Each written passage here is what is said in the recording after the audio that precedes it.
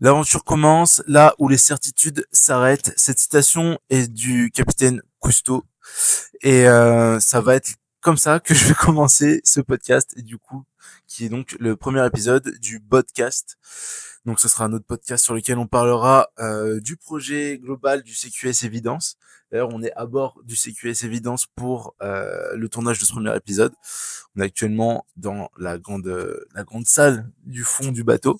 Et on a commencé les travaux ce week-end. Donc on est sur 2 jours. On est sur 2 jours de travaux intenses là, donc ne nous en voulez pas si on est un peu fatigué, qu'on est un peu à côté de la plaque et Et que on le n'est pas tout cadre, seul. on n'est pas tout seul parce qu'on a une mascotte maintenant. Voilà, on vous la montre. Il s'appelle Roger.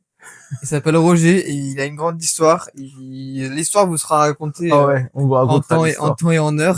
Mais voilà, comme Lucas l'a dit, on a passé la journée à poncer, à faire des travaux partout et tout. Et du coup, on est peut-être très fatigué aussi. Exactement, on est vraiment complètement éclaté. On est arrivé hier et enfin bon, de toute façon, vous verrez tout ça sur le vlog. On a vlogué toute l'aventure. Il y aura pas mal de petits shorts aussi sur Instagram, TikTok, etc. Mais sur le podcast, on va pas vous parler du coup de ce que vous allez voir sur les autres vidéos YouTube, parce que du coup ça servirait à rien. Là, on va plutôt vous parler de la philosophie qu'on a autour de ce projet, du voyage et de tout ce qu'on va faire à propos de ce podcast, parce qu'on va essayer de raconter un maximum de récits de voyage, pas seulement les nôtres, aussi ceux de d'autres personnes, d'autres aventuriers, d'autres voyageurs. Et pourquoi pas des marins aussi. On a eu l'idée tout à l'heure, on va voir si on peut faire ça, mais ça serait super cool. Donc déjà, on va commencer par un truc très simple, c'est notre rapport au voyage. Qu'est-ce que ça veut dire pour nous le voyage et pourquoi on veut voyager en fait. Ouais, c'est un bon début, ouais.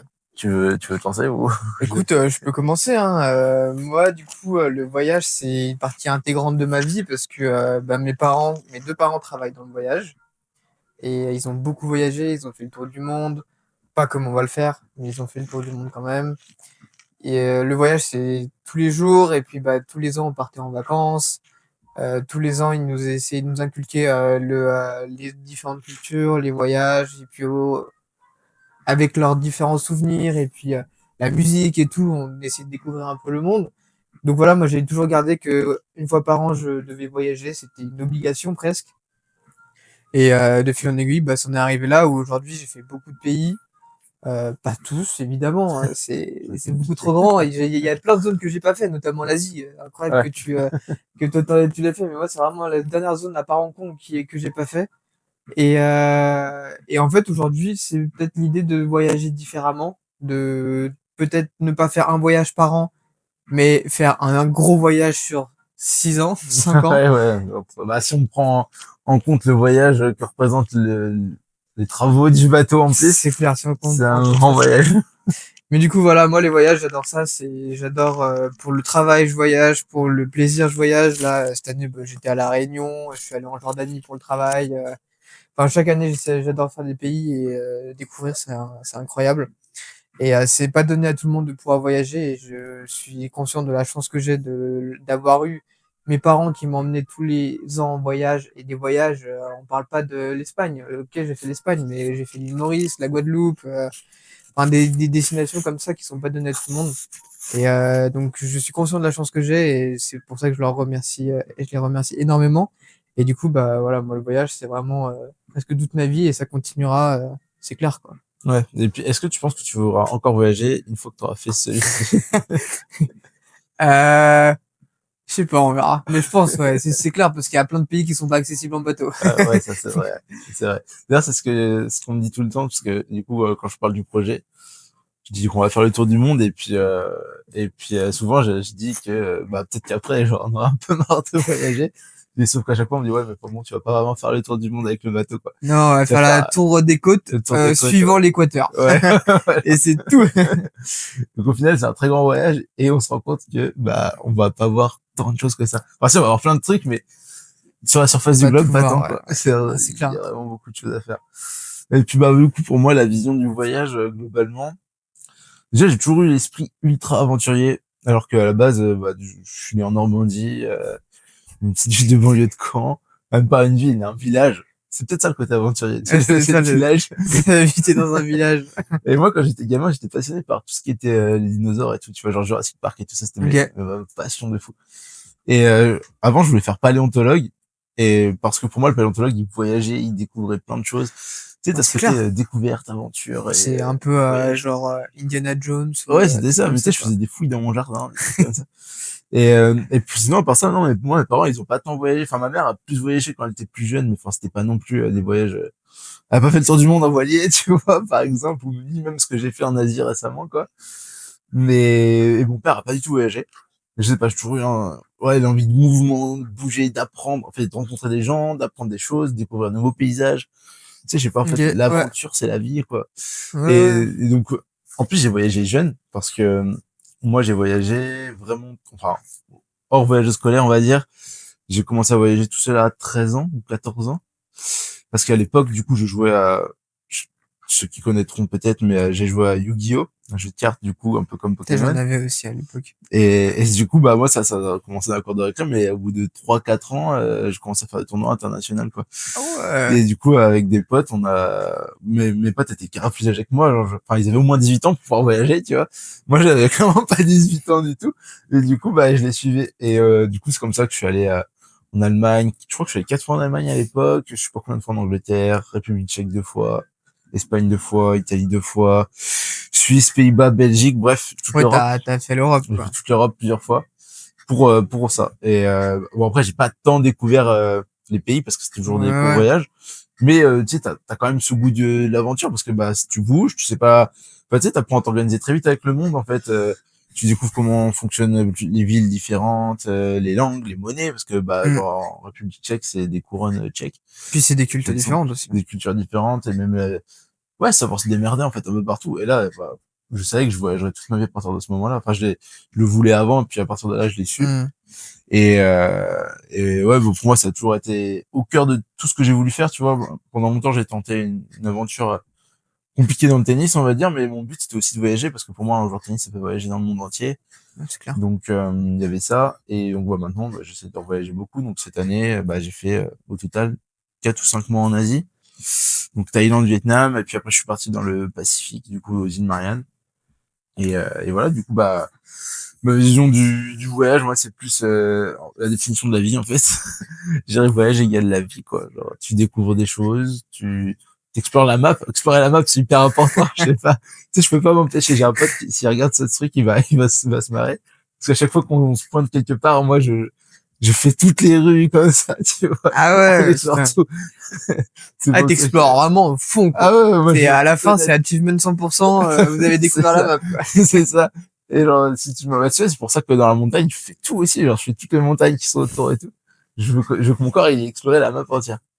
Donc ouais, je sais pas, ce côté de mouvement, en fait. Ouais, non, mais c'est toujours pareil, mais c'est clair. Mais ça permet de couper aussi, enfin, les voyages, ça permet de couper de la vie, couper des problèmes.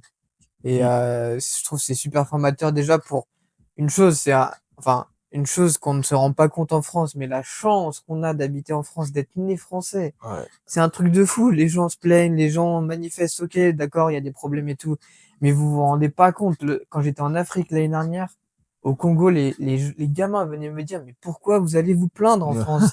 Et je suis en mode, mais j'en sais rien. J'en sais rien, c'est peut-être parce que c'est notre nature, tu vois, on est né français, sur le passeport c'est marqué, veuillez vous plaindre. Terminé.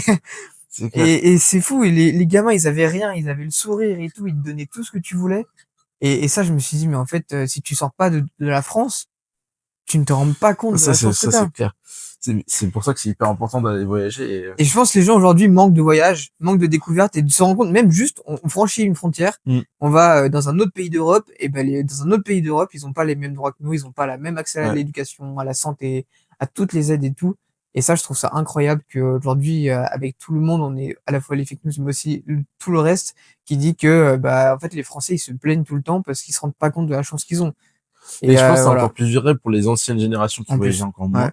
Alors, je prends, moi, ma génération de mes parents, bah, toi, tes parents ont beaucoup voyagé, mais la plupart des gens de cette génération, ils ont pas trop voyagé. Et du coup, bah, ils voient beaucoup de négatifs. Après, c'est vrai qu'en France, il y a un genre de climat anxiogène. Mais du coup, effectivement, si t'en sors Mm. jamais, bah, tu pourrais pas C'est voir clair. à quoi ça ressemble à l'extérieur. Et tu sais, souvent, il y a une traîne sur les réseaux, euh, c'est qui dit j'étais pas en dépression, j'étais juste en France. Et ça, tu vois, c'est la jeunesse qui partage ça. Mais oui, les Mais jeunes en fait, je pense aujourd'hui, juste que c'est effectivement la jeunesse commence à voyager et c'est pas la France le problème, c'est juste le fait de pas s'être ouvert à d'autres choses plutôt quoi. Non, mais après, c'est vrai que c'est pas donné. Il y a beaucoup de familles qui ont jamais voyagé, des parents et tout. Moi, je sais que la chance, elle vient que toute ma famille a voyagé. Ma grand-mère, du coup, qui habite à Montpellier, juste à côté, elle est née en Indonésie. Ouais. Elle était néerlandaise. Donc, elle faisait les allers-retours en paquebot entre l'Indonésie et les Pays-Bas. Putain. Du coup, elle a habité en Indonésie. Après, elle est revenue aux Pays-Bas. Donc, après, ils ont migré, du coup, des Pays-Bas en Ardèche quand ma mère avait 16, 12 ans, je sais plus. Donc tu vois, ils ont fait, Ah déjà ouais. ils voyageaient. Et les Néerlandais, ils voyageaient beaucoup. Du coup, bon bah voilà, petit à petit, c'est dans l'ADN quoi. Mais c'est vrai que si la famille, elle a pas la chance de découvrir, que les parents, ils ont pas la culture d'aller voyager. D'ailleurs, un partie remise, moi j'ai jamais skié avant peut-être 21 ans, 22 ans. Ouais, bah, moi j'ai appris Parce que l'année du coup, on dernière. était en voyage. Ouais, toi, Ouais. t'as appris l'année dernière. Mais du coup, nous, on était tout le temps en voyage. Et tous les potes, l'hiver ou l'été, ils allaient soit à la plage, soit au ski et tout. Ouais. Et moi, j'étais en voyage. On est Et du ailleurs. coup, j'ai pas appris trop à skier. Enfin, j'ai été mis sur les pistes pendant un week-end, tu vois. Mais Ouais, ouais. bon, j'ai même mon petit piou quoi. Mais du coup, c'est clair qu'aujourd'hui, je trouve que le voyage est super important pour se rendre compte de la chance qu'on a de vivre Mm. avec la condition qu'on a de pouvoir faire des projets aussi gros. Parce que c'est pas donné à tout le monde non plus d'acheter un voilier. On n'est pas non plus. Non, c'est clair. Après, c'est accessible à beaucoup de gens, mais je pense que le voyage te donne aussi la confiance ou peut-être l'inconscience de faire des projets si délirants. Ouais, mais c'est ça. Mais tu sais, quand, là, bah, moi, avec tous mes voyages en Asie et puis tous les gens que j'ai rencontrés et tout, il y a des choses, le premier truc qui m'a frappé surtout, quand je suis rentré, la deuxième fois, là, il y a 15 jours, je savais que, en France, il y a ce climat, du coup, je sais pas, il y a une pression, en fait. Ouais, T'as une pression qui est ouais, là. ouais. Mais, en fait, elle a pas lieu d'être. Et ça, c'est vraiment le truc que je m'étais dit, il faut pas que ça vienne, reprendre le dessus, tu vois, sur ma mentalité, etc. Mais ça se sent. C'est-à-dire que, tu vois, tu rentres dans une boulangerie, bah, tu sens que les personnes autour, elles ont un fardeau de problèmes. Mais en fait, oui, mais ailleurs aussi, mais les gens, ils le portent pas. Hmm. Enfin, en fait, c'est-à-dire que on voit trop de choses comme un problème en France, tu vois. Et c'est aussi pour ça, je pense qu'il y a des gens qui ne se lanceraient pas dans ce qu'on est en train de faire. Parce que, bah, tout de suite, ça a l'air compliqué, ça a l'air d'être des responsabilités, etc. Comme si, je sais pas, comme si c'était une condamnation, tu vois. Bah, c'est souvent, hein, les gens, ils ont peur de ce qu'ils ne maîtrisent pas. Ouais, Et franchement, ça s'est vu un peu aussi dans les commentaires des dernières vidéos là. Et de toute façon, on vous remercie aussi pour les différents commentaires. Nous, ça nous aide beaucoup pour le projet. ouais. Mais il y a des commentaires aussi où c'est un peu, vous allez pas réussir, trop compliqué, ou c'est le bateau est en piteux état et Ouais, ouais. tout. Et alors, oui, le bateau, il est de 79. C'est clair qu'il est en état d'origine. Ouais. Et on filme pas sur l'eau, là, aujourd'hui, hein. Et on filme pas sur l'eau, on n'est pas sur l'eau là. Mais en fait, si on ne se lance pas dans ce projet, bah, on saura jamais. C'est ça. On saura jamais. Donc, moi, j'avoue, je suis plutôt dans l'optique et depuis quelques années maintenant par exemple, le premier Claro que si, le premier voilier que j'ai acheté, je savais pas naviguer, je savais pas conduire une remorque, j'avais jamais retapé un bateau de ma vie. Le premier jour, je l'ai acheté, et ben, j'ai dû conduire une remorque. Le bateau, il faisait le poids de la voiture. Donc, je peux vous dire que c'était déjà chaud. La voiture, elle cabrait. Mon pote Rémi, derrière, il était mort de rire. Il voyait le truc, il faisait comme ça. Donc, déjà, on apprend sur le tas. Après, quand il a été mis à l'eau, c'était après un an de travaux. Donc, j'avais investi du temps et de l'argent. Et je savais pas s'il flottait. Tu le mets dans l'eau.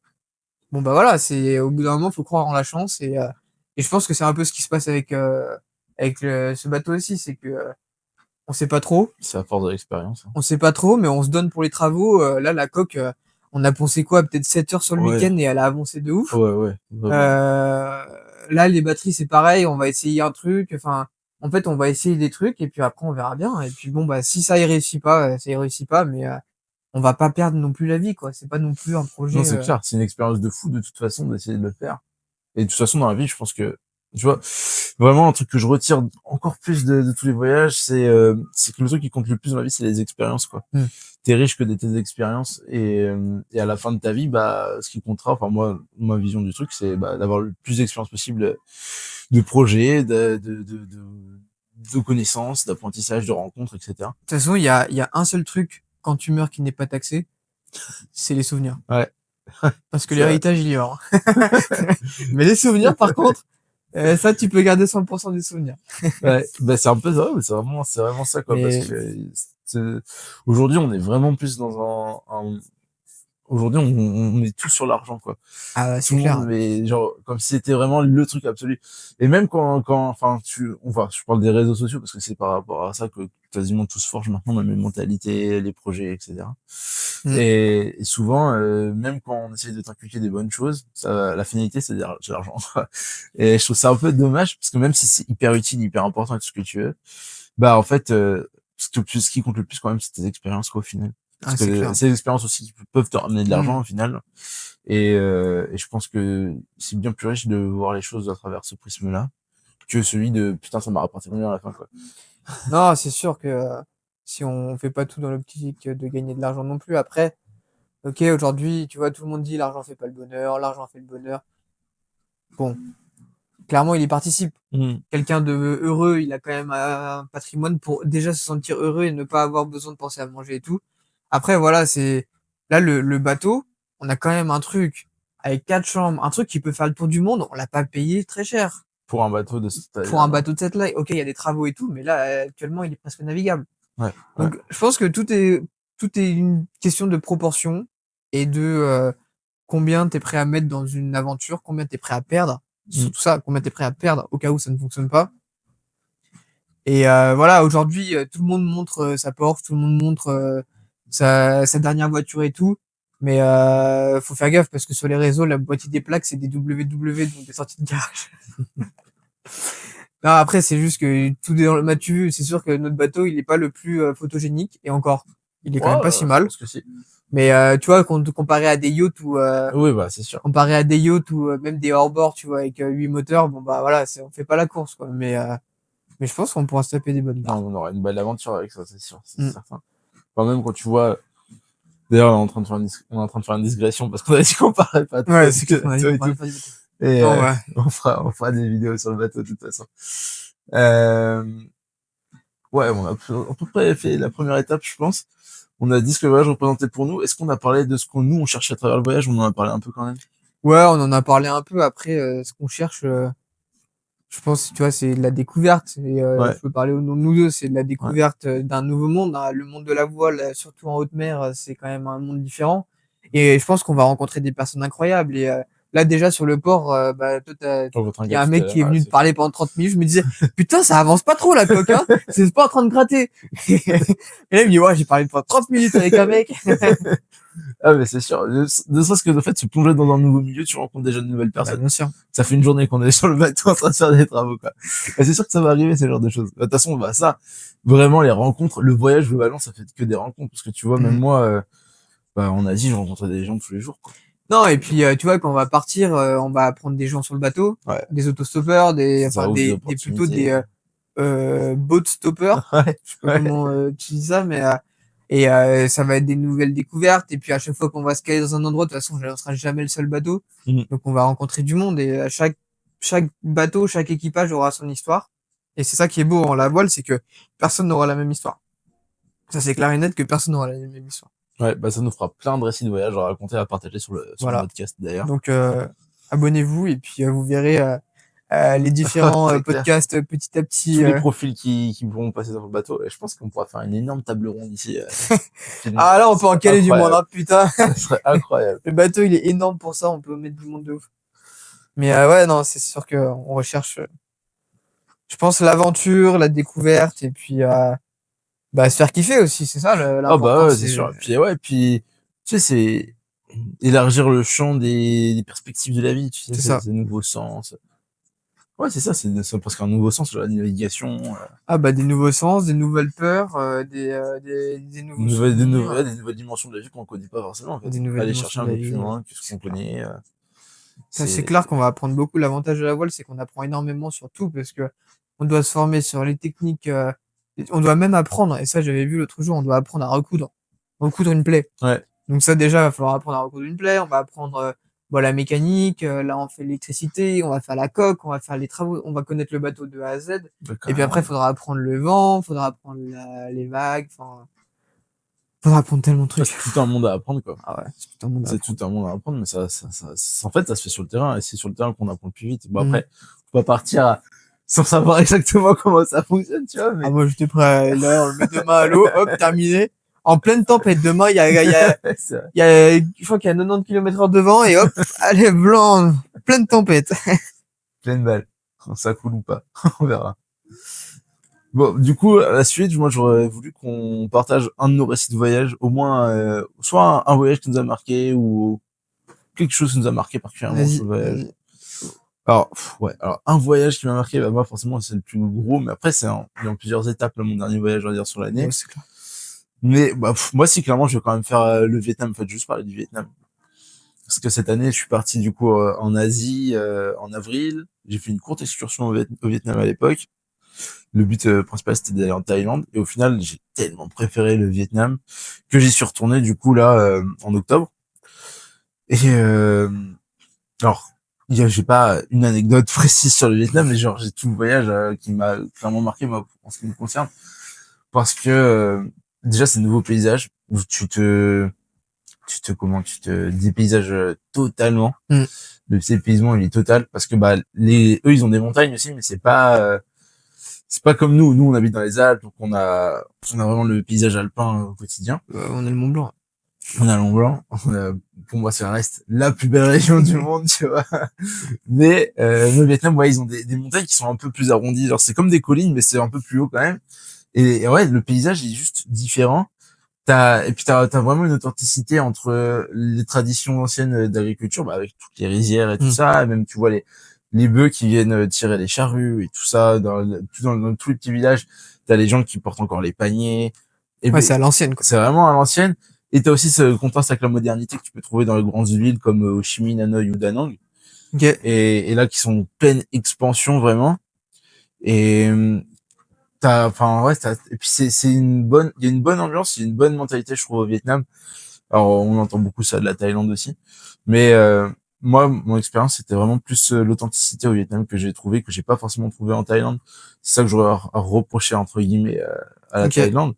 C'est que là-bas, tout est, on va dire, assez superficiel. Ok. Tu vois, genre, les gens sont prêts à vendre tout n'importe quoi, sous prétexte que, bah, on sait que t'es le touriste, on sait que tu vas acheter quelque Ouais, chose. c'est tourné tourisme, quoi, Ouais, la c'est Thaïlande. vraiment ça. Le Vietnam, alors je pense que ça y viendra parce que bah ça se développe et que tous ces pays d'Asie Ouais, du ils Sud prennent ils la sont en mort, quoi. train de se développer sur le tourisme. Et bah, d'ailleurs ça c'est hyper frappant. Tu vois quand j'étais au Vietnam à Ninh Binh, donc Ninh Binh ça s'appelle aussi la baie d'Along terrestre.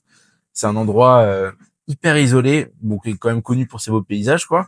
Mais là quand j'y étais, on était en novembre, ce qui est Ok. quand même pas du tout une période touristique. On est en Ok. pleine saison des pluies et c'était blindé de touristes sur les activités touristiques, tu vois.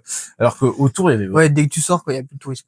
ouais c'est ça. Mais par contre ce truc précis, bah là on était sur des pirogues, on allait sur les rivières, des bras de rivière, on allait visiter des temples dans la jungle et tout. Mais c'était bondé, ils faisaient des rotations toute la journée. Mais alors qu'autour il y a rien. C'est-à-dire que malgré tout, bah ça reste blindé niveau touristique. Après c'est aussi normal dans le sens où pour nous c'est hyper abordable. Oui. Donc du coup, bah, Oui, la oui. plupart des Occidentaux, ils peuvent aller au Vietnam, en Thaïlande ou au Cambodge, au Laos. Mais ça Donc reste bah, pas ils y cher, vont, quoi. quoi. C'est pas cher. Mais le Vietnam a encore ce côté hyper authentique, mais même sur sur son architecture ancienne, donc l'ancienne, parce que là pour le coup, il restera tout le temps authentique ce côté-là. Le côté des temples vietnamiens est beaucoup plus fin, il est beaucoup plus, il a beaucoup plus d'âme que côté des temples thaïlandais, où là-bas c'est beaucoup plus bling bling et d'ailleurs ils en construisent encore énormément Ok. pour les touristes en fait. Ok. Et il y a des endroits aussi au Vietnam où ils en font comme ça, mais les anciens temples ils sont différents. Après ils sont marqués de différentes cultures. Pas, enfin le Thaïlande aussi, mais ce que je veux dire c'est que le Vietnam est très marqué par la culture de la Chine et il y a aussi l'impact bah, de la colonisation française quoi. Mm. Et et ça ils l'ont gardé dans leur identité, tu vois. Ils ont pas cherché à se débarrasser de l'un ou de l'autre. Ok. Et eux ils construisent leur histoire dessus quoi.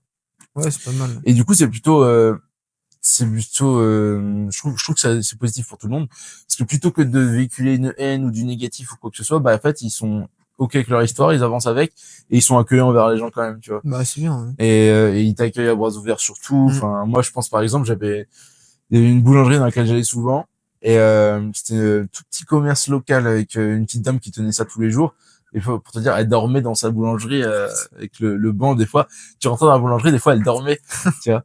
Et elle se réveillait, elle te donnait, puis tu sais, elle te donnait tout, mais genre, elle te donnait du thé en plus du café, puis des fois des trucs en plus. Et moi, je me souviens des derniers jours où j'y suis allé, enfin pas les derniers jours du coup, mais l'avant-dernière fois, il y avait une pluie pas possible parce que je me suis pris 3 typhons sur la tête quand j'étais au Vietnam. Et ce jour-là, c'était un jour de pluie, mais vraiment torrentiel, quoi. Et du coup, bah, j'allais partir et j'avais commandé un Grab ou je sais plus. Non, je crois que je voulais partir à pied. Je me souviens plus. J'avais pas de parapluie. Elle m'a donné un parapluie, tu vois. Et elle m'a dit, bah, tu passeras le redonner quand tu veux. Et enfin, c'était juste. Alors que C'est soit elle a non, mais déjà pas grand-chose, elle va te donner quand même quelque Hmm. chose. Du coup, bah, évidemment, je suis venu leur donner peut-être 2 jours plus tard ou quelque chose comme ça, quoi. Et c'est des petits liens comme ça. Et j'ai pu parler avec plein de petits Vietnamiens aussi. Bah ouais, ils sont vachement dans le partage et aussi dans le questionnement. Ils s'intéressent à toi, ils s'intéressent à ta Ok, vie. ouais, c'est cool Tu vois, ça. ça va pas que dans un sens ou quoi. Et même s'ils te demandent rien, ils ont rien à vendre Ouais, forcément, mais des juste pour fois c'est discuter, juste. quoi. Ouais, c'est ça. Juste pour comprendre qui on est, d'où on vient, ce qu'on fait dans la vie, comment c'est la vie chez nous aussi.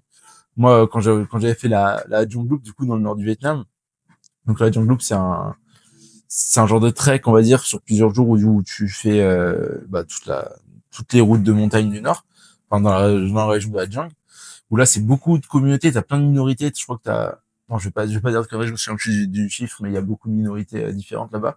D'ailleurs, ils sont tous habillés différemment Ok. et ils travaillent tous dans les champs, ils habitent tous dans des maisons, ils font même pas l'électricité la plupart du temps.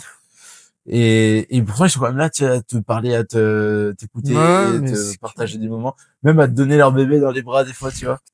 Et, j'avais montré des photos de chez nous à mon guide là-bas. Et lui, il pensait que j'habitais à l'Everest. J'ai dit, non, c'est pas l'Everest. Mais tu sais, ils savent pas du tout en fait ce ouais, que mais c'est, à quoi ça ressemble et tout. Du coup, on leur ils ont explique. jamais mis un pied dehors, quoi. Non, bah, pas en dehors de, bah, alors le guide, en plus, à ce moment-là, lui, il était de Ha Giang, il était parti à Hanoï, il était retourné à Ha Giang au final et il préférait être à Ha Giang, tu vois. Hmm. Et comme quoi, ouais, l'argent, alors, même si eux, ils sont quand même vachement tournés sur l'argent quand même, dans le sens où ils ont absolument besoin pour vivre, ils travaillent beaucoup.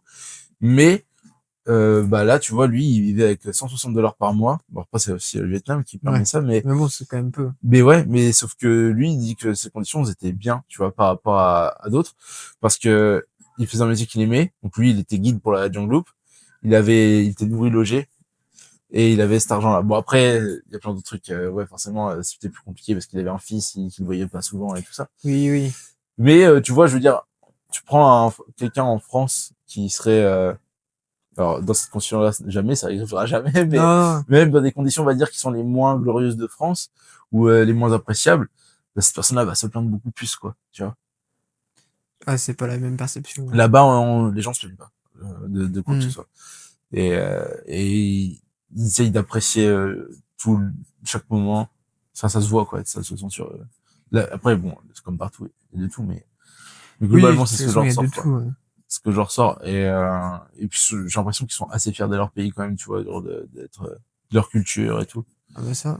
Et il y a des choses, par exemple, 5 heures du matin, quand j'étais à Da Nang, je suis resté à Da Nang pendant un mois. Il y a une énorme plage à Da Nang qui fait 10 kilomètres de long et le soleil se lève très très tôt au Vietnam. Et bah le moment où il y a le plus de monde sur la plage de Da Nang, c'est à 5 heures du mat. Pour le lever du Sont soleil. ouais, bah en fait, ils sont tous dehors en train de faire du sport sur la plage. Que ce soit des footings. Alors ils font un autre truc, je saurais pas dire ce que c'est, il faudrait que je me renseigne sur le sujet d'ailleurs. Ils font un genre de chorégraphie tous. C'est pas du tai chi, mais C'est quoi, ça c'est de la ressemble à... capoeira? Capoeira, peut-être? Même pas, c'est vraiment, ça se voit que c'est un protocole précis tu sais, Ok, d'éveil du corps. ok. Et tous les Viettes font ça, quoi. Et ouais, sur la plage, ils sont quand c'était pas possible à faire ça. Il y en a qui organisent des cours de fitness aussi. À 5 heures du mat. Tu sais que t'as l'enceinte de Zumba, machin et tout. Il y en a, ils font du volley. Enfin, Oh, il y en a qui sont incroyable. partis au surf, même à 5 heures du mat. C'est un truc de dingue, quoi. Et bah, ça respire, tu sais, ça respire la vie, en fait, quoi. Ah, c'est toi 5 heures du mat. Ouais, c'est vraiment impressionnant, quoi. Donc, ouais, mon récit de voyage qui m'aurait le plus marqué, je dirais que c'est ça. Je dirais que c'est le Vietnam, Ok. Ouais, globalement. mais ça reste super intéressant. Après, c'est des beaux pays. Ouais. Mais moi, c'est pareil, tu vois, je reste un peu dans les pays un peu, on va dire, pauvres.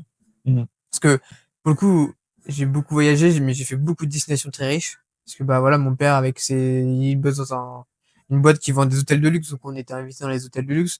Donc, j'ai toujours fait des destinations très riches et avec le travail, j'ai eu la chance du coup de voyager au Congo et c'est le voyage qui m'a le plus marqué et pourtant j'en ai fait, hein. Mais alors là, c'était Congo-Kinshasa, du coup, c'est fait partie des pays les plus pauvres au monde. Mm. Là-bas, les gens, ils ont rien du tout. C'est pire que tout. Ils habitent dans des maisons en terre. Et du coup, je suis allé au sud Kivu, donc c'est la zone plutôt à l'est du Congo, Ok. frontière avec Burundi, Rwanda. Et actuellement, c'est la zone qui est sous l'emprise du M23, donc qui est une milice armée et tout, qui a zigouillé tout. Donc en gros, ils font des génocides énormes et tout. Enfin, c'est assez désolant. En tout cas, c'est pas les mêmes problèmes que ce qu'on a, quoi. C'est vraiment la guerre profonde. Et donc j'y étais allé pour une centrale hydro et en fait, déjà, t'atterris, ça te met direct dans le bain parce que, premièrement, du coup, le vol, en gros, on a fait un Genève, Addis Abeba, Goma. Du coup, Goma, c'est un peu la capitale de la région, tu vois, qui est au nord Kivu, donc au nord du lac Kivu. Le lac qui est énorme. Le Léman, comparé à Ah lui, ouais? c'est une petite piscine, tu vois. Ok. Alors, le lac, il est énorme. Tu mets déjà, je crois qu'on a mis, une nuit, on a mis, ouais, plus de 12 heures pour faire la traversée nord-sud, quoi. Wow. Donc, bon, tu vois, c'était énorme, machin. Et donc t'atterris. Déjà l'avion il était tout blanc et tout pour pas se faire repérer dans le ciel. Et de deux t'atterris c'est hélicoptère de l'armée, Putain. les véhicules américains, tu sais. Et en fait c'est toute la mission de l'ONU, la MONUSCO du coup, c'est la mission de sécurité du Congo. Et donc tu sais déjà que t'arrives dans une zone qui est chaude. Ouais, Parce ouais. qu'en gros tout le nord là c'est des zones super riches en minerais et enfin tu sais tous les diamants et tout ça vient de Mm. là-haut. Et du coup le Rwanda cherche à l'avoir avec la milice M23 et du coup bah ils prennent des positions du pouvoir et tout. Enfin c'est vraiment horrible comme endroit pour la guerre et personne n'en parle dans le monde aujourd'hui. Tout le monde parle de la Russie, Ouais, ouais, tout le c'est monde clair. parle de Israël, Gaza et tout, Là-dessus, mais tout on le a monde a surtout, oublié le Congo alors que ça fait je sais pas 5 6 ans que c'est eux qui sont en train de tuer du monde quoi. Donc nous on allait au sud. Donc déjà t'arrives dans un endroit où t'es en mode OK, tendu. Là, ma mère elle était vraiment pas sereine. j'imagine. Mon patron il était en mode bon bah tu reviens vivant, hein. J'étais en mode ouais. T'arrives là-bas, les véhicules qu'on avait du coup, parce que moi c'était avec une ONG que j'étais là-bas, c'était marqué, il y avait un gros panneau en mode non port d'armes et tout. Tu dis bon, ok. T'avais la police avec moi, j'avais un gars d'armée, le mec il avait Ah la ouais? calache, tu vois, toujours chargé et tout. J'étais Putain. putain, mais où est-ce que j'arrive? Et du coup, on descend dans le sud et on arrive dans un petit village qui s'appelle Bourigny et incroyable, les gens ils t'accueillent, mais déjà c'était une fête nationale, tu vois, limite du village. Quand j'ai débarqué, parce qu'ils avaient jamais vu de blanc encore, Mm. jamais un blanc était descendu là-bas. Du coup, les gamins ils étaient en mode, ils regardaient la main en mode, Ah oui. mais t'es malade et tout. Je disais, non Un non, albinos. mais clairement ça, tu vois, ils me disaient, mais t'as une maladie ou t'es comme nous? J'étais en mode, bah, je suis humain, mais moi je suis blanc quoi. Moi j'ai pas grandi au soleil, les gars, j'ai grandi dans la montagne. Et incroyable, les gens, tu vois, ils faisaient des repas de ouf. Enfin, et dès qu'on du coup on sortait pour la mission, t'avais une délégation des 40 personnes qui sortaient et qui venaient avec nous. Et en vrai, c'était à la fois humanitairement parlant, c'était incroyable parce que bah, les gens ils t'apprennent beaucoup de choses sur la vie, alors que ben toi tu vis tu vois depuis 25 ans et tu pensais avoir tout savoir sur comment vivre. En fait, eux, ils te réapprennent la vie. Mm. Ils vivent avec rien, et ils s'amusent de tout, ils s'amusent d'un pneu qui roule. Les Ouais. gamins, ils jouent avec des pneus déjantés, tu vois, et ils font ce que nous on faisait avec le cerceau ou avec n'importe quoi. Mais eux avec un pneu de 4x4. Et Ouais. je suis en mode OK, bon c'est une vision, c'est sûr que c'est plus solide un pneu de 4x4. Et du coup ça et puis après bah niveau professionnellement parlant, c'était incroyable parce que tu vois dans notre domaine donc dans l'hydroélectricité, tu bosses en France, là en Suisse, c'est pareil. Mais en fait, on fait des centrales qui servent à rien. Parce qu'en gros, le réseau français, il est énorme avec son réseau de centrales nucléaires. On a trop d'électricité. Et rajouter des centrales par-dessus, ok, c'est de l'énergie verte. Mais en gros, ça va jamais venir remplacer du charbon ou quoi, parce Mm. qu'ils en ont toujours besoin. Ouais. Enfin, ou alors, il faudrait des énormes barrages. Alors que là-bas, les mecs, tu leur dis, ok, bah, je vais faire une centrale de 12 mégas, ça va alimenter toutes vos maisons, ça va alimenter votre école. Ils te regardent avec des étoiles dans les yeux en mode, attends, on va avoir de l'électricité tout le temps. Et là, tu leur Ouais. dis, ouais, ouais. Et les mecs, les gamins, ils en pleurent, tu vois. Ouais, bah, Ils disent, mais tu ouais. peux faire quoi avec de l'électricité et tout? Et là, tu leur montres le téléphone. Moi, j'avais une batterie portable, du coup, je rechargeais mon téléphone avec une batterie solaire, tu sais. Et Et ils disaient, mais attends, c'est de la magie et tout. Et les gamins, ils avaient jamais vu ça. Jamais vu un téléphone. Un iPhone, Ah ouais? mais laisse tomber. Ils avaient peut-être le Nokia 3310, tu vois. Ok, ok, ouais. Mais ils avaient jamais vu d'iPhone, de trucs comme ça, parce que c'était, déjà chez eux, ils ont pas besoin, ils ont pas de réseau. Ouais. Et en plus, ils ont pas d'internet. Et de deux, ils ont pas de quoi recharger. Donc, ça sert à rien. Forcément. Putain. Donc, ils ont que des trucs préchargés, tu vois, quand ils vont à la ville. Ouais. Mais déjà, pour aller à la ville, les gamins, et déjà, pour aller à l'école, les gamins, ils font, peut-être 3-4 heures de marche. Putain. Trois quatre heures de marche dans la pampa. Et du coup, le projet, je suis resté une semaine et demie au Congo, dans le sud là-bas. J'ai vécu des trucs de ouf. Hein. On s'est fait, on était embourbé dans une zone. Après, t'as un véhicule de l'ONU avec mitrailleuse qui débarque et tout. Tu te dis mais putain, mais où est-ce que je suis tombé? Et mais par contre, c'était enfin, j'ai gardé de très bons contacts avec le client. Et malheureusement, du coup, ils ont été obligés de migrer vers le sud.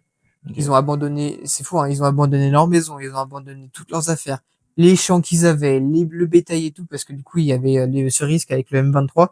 Ouais. Et là, j'ai reçu des photos, ils ont tout détruit, enfin, tout l'endroit où j'étais a été détruit et tout, parce Ok. qu'il y avait eu génocide et tout. Et là, tu te dis, ok, on n'a pas la même vie. On n'a clairement pas la même vie. Ouais, ça c'est sûr. Et c'est là où tu prends conscience, en fait, de ça. Et moi, quand je suis rentré, franchement, j'étais dans le mal, parce que tu prends conscience que on vit avec des conditions incroyables. Mm. Euh, on a eu la chance d'avoir l'éducation gratos, on a eu la chance d'avoir la santé et d'avoir des soins qui sont inaccessibles pour eux. Même juste un Doliprane inaccessible pour eux, Ouais. ils en ont pas besoin. Et là-bas, la mortalité, les gamins, ils naissent et t'as 50% de chances qu'ils crèvent, tu vois. Ouais. Ouais. Donc déjà, ils se battent contre la vie. Et après, ils se battent tout au long de leur vie pour essayer de survivre et dans des conditions qui sont Mm. pour nous, on pourrait pas. Moi, je restais 2 semaines de plus, je pense que Ah c'est ouais. fini. J'avais des C'est clair. bactéries, je sais pas où. Faut que Ou, tu t'habitues, tu vois, t'acclimates à ça. déjà à Genève, le médecin il disait, ok, faut pas manger de fruits et légumes, faut pas Ouais. manger de trucs qui a été lavé par l'eau, Ouais. faut pas manger de poisson cru, faut pas manger de viande crue, faut pas manger enfin plein de trucs. J'arrive, je mets un pied sur le bateau qui m'emmène du coup à travers le lac. Ils me servent quoi? Une assiette avec de la tomate fraîche, des légumes lavés bizarrement et une carpe qu'ils avaient pêchée dans le lac. Et quand tu ouvres la carpe, il y a des morceaux de plastique parce que le lac il est Ah dégueulasse, tu vois. putain. Et là tu dis ok, comment je vais survivre? Et en plus on n'avait pas assez d'eau, du coup on a fini au Coca. Je me brossais les dents au Coca Ah les 2 derniers jours, putain. c'était n'importe quoi. Et j'avais soif, mais putain, je te dis que je suis arrivé à l'aéroport. Le premier truc que j'ai fait, c'est que j'ai acheté 3 bouteilles. Mais du coup, ouais, c'était une expérience incroyable et surtout dans notre milieu, dans le milieu de l'hydroélectricité, c'est réservé à des personnes qui sont âgées, qui ont de l'expérience. Mm. Moi, j'ai eu énormément de chance de le faire et je pense que je le referai pas de sitôt parce que là, enfin, c'est plus les conditions quoi. Et même des pays comme ça, normalement, Mm. t'envoies pas quelqu'un dans des pays comme ça. Et ça, pour le coup, j'ai eu de la chance de ouf et je suis ultra content d'avoir découvert ça, même si c'était à 20 milieux de mes hôtels 5 étoiles. Mais tu vois, tu dors sur la paille, enfin, tu te douches au seau d'eau, tu fais tes besoins dans le même seau d'eau avec lequel tu te douches. T'es en mode bon, ok. Mais par contre, ça apprend de ouf et ouais, moi j'ai adoré. Voilà, c'était une expérience de fou et c'était une année où du coup j'ai fait ce Congo-là et juste avant j'avais fait le Congo-Brazzaville, du coup le opposé, tu vois, sur le fleuve Congo. Et là où la richesse est à peu près 10 fois plus que Kinshasa, mais j'ai vécu des trucs de ouf aussi. Enfin, les pays africains, c'est incroyable. Si un jour j'ai la chance d'y retourner, j'y retourne avec plaisir. Et c'est dommage parce que qu'on puisse pas y aller en tant que touriste parce que les paysages sont incroyables. Mm. Alors c'est montagneux de ouf, tu vois. Au Congo dans le sud, on était à 1700 mètres d'altitude, Ok, ouais. des montagnes orange de terre, de sable, Ouais, ouais, je vois à peu avec près. des arbres, des forêts et tout, et au milieu des grosses rivières et tout, incroyable. Donc voilà, c'était mon expérience, Ouais, tu m'étonnes. Ah, l'Afrique, j'aimerais bien un jour y mettre les de pieds fou. Ouais. aussi. Il y a beaucoup de territoires, c'est vrai qu'elle j'aimerais bien aller. Bah ouais, bah, tu vois, j'ai fait la Tanzanie aussi, c'était la folie. Enfin, je pense que je pourrais passer des heures à raconter chaque voyage tellement c'était incroyable. Mm. Mais les pays africains, enfin, c'est un peu comme dans les films, hein, t'es dépaysé à mort et t'es loin de la technologie et t'es loin des problèmes et t'es loin de tout en fait. Et tu déconnectes super vite et c'est fou. Moi, j'adore. Ouais, je suis d'accord. Et, quelque chose, ouais, bah, on plein dessus, hein. Mais ce que ça a changé chez nous, du coup, les voyages, qu'est-ce que ça a changé en nous d'avoir voyagé? Moi, perso, clairement, je sais que ça a changé plein de choses. Les premiers voyages en Europe m'ont juste construit un peu en temps. Bah, après, je sais pas, parce que si j'avais eu 25 ans quand j'avais fait ces premiers voyages, ce que j'en aurais Hmm. retiré, j'en sais rien. Bah, maintenant, ils font tellement partie de moi en grandissant que je peux Ouais, pas ouais, expliquer, tu tu vois. sais pas quoi. Mais par contre, là, clairement, je sais pas, ça m'a réaligné totalement avec moi-même, dans le sens où j'ai toujours eu, tu sais, une vision des choses, et, des buts, et etc. Mais t'as toujours ce conflit en toi. Enfin, en tout cas, j'ai toujours eu ce conflit, moi, perso, de vouloir faire toujours les choses au mieux, d'attendre énormément de moi-même, de pas forcément être toujours satisfait de ce que je fais.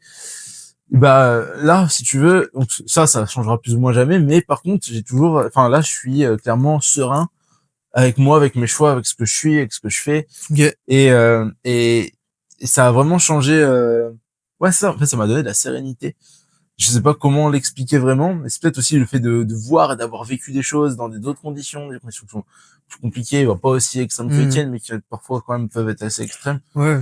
Et, et en fait, le fait de voir tout ça, de se dire, ouais, bah en fait, je suis capable, tu vois, de vivre dans ces conditions-là, de vivre dans des situations qui sont plus dures. J'ai pas besoin de autant de choses. Hmm. Même si je l'ai toujours su, j'ai pas tout le temps vécu. Enfin, tu vois, quand nous on part dans la montagne, on sait qu'après on rentre chez nous. Oui, oui, tu sais que tu rentres Voilà, là. tu vois.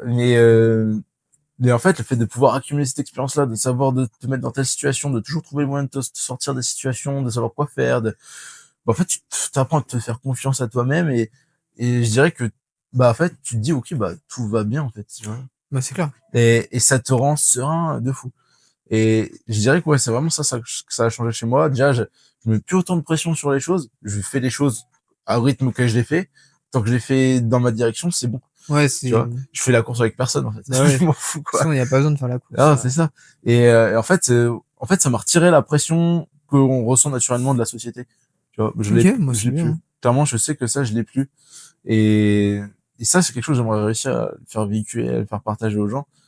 C'est juste d'être aligné avec soi-même, de faire les choses pour lesquelles on se sent vivre, on se sent avoir envie de vivre, et, et pas avoir, parce que je sais que c'est toujours plus facile à dire qu'à faire, mais pas avoir peur du regard des autres ou de la pression extérieure. Et je pense que pour s'en détacher, bah, ça aide énormément. Bah, tu vois, quand tu pars à 10 ou 15 000 kilomètres, bah, tu ressens plus parce que, Hmm. enfin, tu connais plus personne. La société dans laquelle tu plonges, tu la connais pas. T'as plus de pression par rapport à tout ça. Ta pression éventuelle, ça peut être, bah, où est-ce que je mets les pieds, tu vois. Ouais, Mais ça bah, c'est change clair. complètement les perspectives, quoi. Genre, tout ce tu ressens autour, ça a changé. Et du coup, quand tu te rends compte que tu peux vivre dans ces conditions-là, t'y réadapter, réapprendre et tout, bah, quand tu reviens ailleurs, déjà, tu sais que, de toute façon, t'as débloqué un autre mode de vie. Et Ah, bah, du c'est coup, clair. tu Ça t'en change, quoi. fous de cette pression qui n'est que ici, en Hmm. fait, tu vois. Mais je pense qu'il y a un truc important dans ce que tu as dit, c'est le regard des autres. Ouais. Et je pense que sans le regard des autres, beaucoup de monde aurait fait de grandes choses. Ouais. Parce que beaucoup de monde, et je connais du monde, et même, enfin, c'est souvent que les gens, ils ont peur. Ils ont peur du regard des autres. Et surtout aujourd'hui, avec les Ah commentaires, bah, aujourd'hui, c'est pire en pire, dès ça, que tu c'est mets une clair. photo sur quelque chose ou quoi, t'as des commentaires toujours haineux et les Ouais. gens, ils ont de la haine à Puis on revendre. va avoir dit des trucs, là, c'est Ah certain que ouais, ça non, va faire, tu vois. mais bien sûr. Mais enfin, je trouve que dans un monde fait d'humains différents, bah, chaque personne a sa façon de penser et chaque Mm. personne a ses envies différentes. Et après, c'est sûr qu'il y a toujours de la jalousie de partout. Parce qu'il y en a qui se disent pourquoi eux, ils réussissent à le faire et pourquoi pas moi. Peut-être que juste la différence, c'est le fait que bah, la personne s'est jetée dedans et y est allée. Et je pense que ce truc de regard des autres, c'est super Mm. important de réussir à se déconnecter. Et c'est clair que le voyage aide Ah à bah, le quoi, sortir parce que carrément. ça aide aussi à se recentrer sur soi-même. Ouais. Ouais, tu fais une introspection de fou sur toi, Mm. sur tout ce que t'as fait jusque-là. Est-ce que c'était les bonnes décisions? Est-ce que t'es aligné? Est-ce que tu veux faire et tout? Enfin, moi, clairement, c'est ça que ça m'a permis, et c'est ce que je retire énormément. Ça, et ce côté, enfin, je reviens un peu sur le côté la France et tout. Moi, j'ai jamais été anti-France, tu vois, loin de là. Même si je sais que il y a plein de choses qui sont compliquées chez nous à l'intérieur, et que, en fait, disons que c'est dommage de voir couler un bateau, on va dire entre guillemets, pour revenir sur un bateau. Et du coup, l'idée, ce serait plutôt de sauver le navire, mais c'est pas d'y mettre le feu ni de vouloir le quitter. Ouais. Et ça, c'est un truc sur lequel je veux vraiment revenir, parce que même en voyageant, bah, pour le coup en Asie, parce qu'il y a plein de gens de chez nous qui partent vivre en Asie, qui partent s'expatrier en Asie. Et pour moi, ils en ont la mauvaise lecture, c'est que la plupart du temps, ils veulent partir de France, parce que pour eux, la France, c'est mauvais. Et ailleurs, ils se disent, la vraie vie, c'est ça. Mais sauf que la vraie vie, c'est ça, ils peuvent y avoir accès que parce qu'ils sont nés en France. Ouais, c'est ça. Et Ils se rendent pas compte, les gens. non, mais c'est ça, c'est assez fou. Et ils voient pas que la personne locale qui est née dans le pays dans lequel ils vivent aujourd'hui, ils vivent dans des conditions qui sont bien plus compliquées que cette personne-là quand elle était en France, tu vois. Donc et pourtant c'est pas pour ça que le local il va avoir la même vision que toi t'en as quand t'es en France, tu vois. Je sais pas si c'est très clair, mais non, mais si, je comprends. Ouais. Et ça c'est vraiment un truc qu'il faut réussir à changer de l'intérieur, parce que je trouve que ça fait beaucoup de mal au pays, ou même aux Français globalement, tu vois. Bah, c'est clair. Et ça véhicule la mauvaise image, même à l'international, même quand, au-delà, ça ne véhicule pas une mauvaise image des Français, mais juste, de l'histoire de la France et tout. Pour moi, il y a beaucoup de faux dans tout ça, quoi. Oui, il y a beaucoup de faux, et puis il y a beaucoup de personnes qui se rendent pas compte de tout le travail qui a été, de tous les sacrifices qui ont été mis pour qu'on arrive aujourd'hui à un pays qui est super puissant, super bien reconnu. Et faut pas oublier les deux guerres et autres. Ouais. Et ça permet aujourd'hui à la France d'avoir une certaine puissance. Et par exemple, pour revenir un peu sur le contexte naval, donc navigation et autres, le bateau avant était immatriculé en Pologne parce que pas cher, parce que voilà, bref. On a décidé de le remettre en France, donc de faire les démarches, de lui remettre le pavillon français, même si ça demande plus d'armement de sécurité, plus de contraintes et tout. Mais par contre, à l'international, c'est incroyable les bénéfices que ça apporte. C'est que, en gros, là, on part en haute mer, on a toujours de l'aide. Ouais. T'arrives dans n'importe quel pays, t'as toujours de l'aide. Le gouvernement français, sur ses expatriés, sur les personnes qui naviguent et tout, et sur les lois maritimes, on a un passe-droit qui est monumental. Et ça, c'est grâce à toute l'histoire de la France qu'il y a eu de navigation. C'est comme les visas. Enfin, tu vois, genre, les visas, ouais. Le nombre de pays que je fais où j'ai jamais eu besoin de faire autre chose que juste montrer mon passeport. Bah ouais, bien sûr. Et on est un des seuls, quoi. Enfin, c'est un truc on est un des fou. seuls. On n'est pas le mieux, mais non, mais par exemple, les Américains ils ont beaucoup plus de mal à rentrer que toi, tu vois. Et pourtant, c'est la première puissance mondiale, tu vois. Ouais, non, c'est clair. Donc non, mais l'histoire de la France il faudrait vraiment s'imprégner des choses et surtout remettre les choses dans son contexte. Aujourd'hui, on est trop dans la culture de l'instantané, et disons que t'as eu une mauvaise expérience sur ça à tel moment, t'es né à tel endroit, les choses sont comme ça, et ça manque de recul, quoi. Il faut prendre plus de recul sur les choses, et même les degrés de lecture pendant le voyage. Il y a plein de gens, ils ont beau faire cette démarche de voyage et qui reste positive. Eux, ils en retirent du positif, ça se voit sur eux, ça se voit dans leur vie, c'est très bien. Mais ça manque de recul la plupart du temps, quoi. Ouais, après, les gens n'ont pas tous la même ouverture d'esprit. Non, c'est sûr. Mais c'est vrai que ça forge un peu les choses, mais je pense, tu vois, même pour moi, pour ce que j'ai appris des voyages, après c'est compliqué à dire parce que je voyage vraiment depuis que je suis gamin.